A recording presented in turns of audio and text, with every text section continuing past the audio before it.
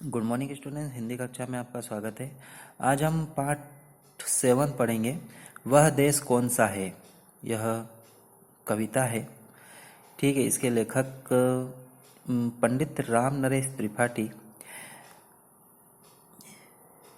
द्विवेदी युगीन राष्ट्रीय काव्य धारा के पोषक कवि श्री राम नरेश त्रिपाठी का जन्म सन 1889 ईस्वी में जौनपुर जनपद उत्तर प्रदेश के कोइरपुर ग्राम में हुआ था।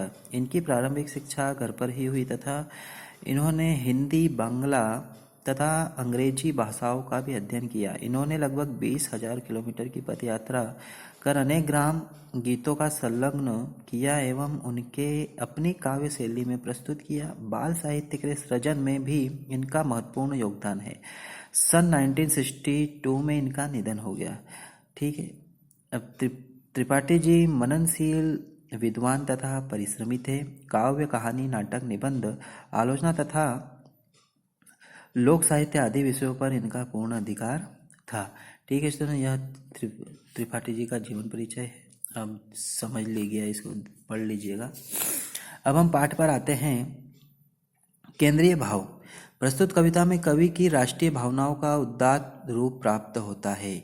देश की गरिमा और वैभव का प्रभावशालीशील वर्णन इस कविता में हो। उत्तर में हिमालय का मुकुट है तो दक्षिण में समुद्र इसके चरणों को धो रहा है।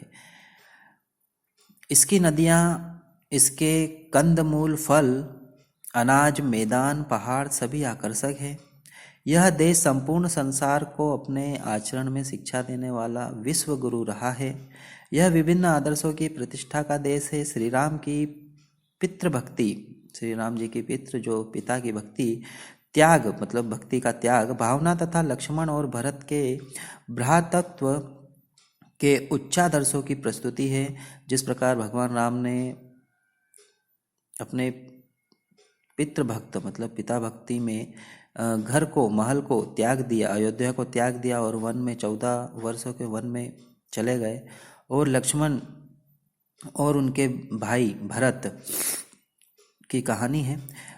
देश की प्रकृति, देश की भौतिक समृद्धि और देश की आचरणशील गरिमा का उल्लेख कवि ने इस कविता में प्रश्नात्मक शैली में किया है। प्रश्न और उत्तर की समन्वित शैली इस कविता के शिल्प सौंदर्य को बढ़ा देती है। ठीक है, अब हम आगे बढ़ते हैं।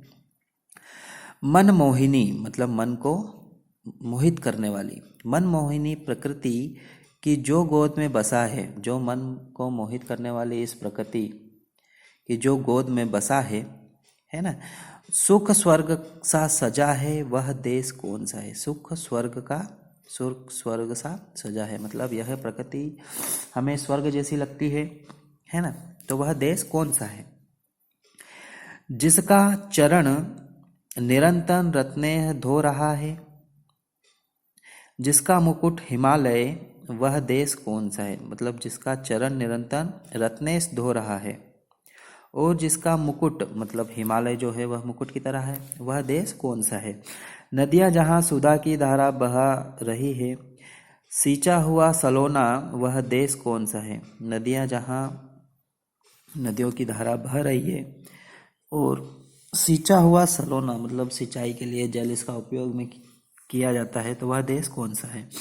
जिसके बड़े रसीले फल, कंद, नाज, मेवे सब अंगने सजे हैं। मतलब जिसके बड़े रसीले मतलब इस धरती पर, इस भूमि पर बहुत से फल, कंद, मूल है ना, अलग अलग प्रकार के फल हैं, सब अंगने सजे हैं, सभी के आंगन में लगे हुए हैं, सजे हुए हैं। वह देश कौन सा है। जिसके सुगंध वाले सुंदर प्रयुष प्यारे दिन रात हंस रहे हैं, वह देश कौन सा है। मैदान गिरी वनों में हरियालियाँ लहकती है। मतलब मैदानों में बहुत से मैदान हैं, बड़े बड़े मैदान हैं जिसमें नमस्ते सदा वत्सले मातृभूमे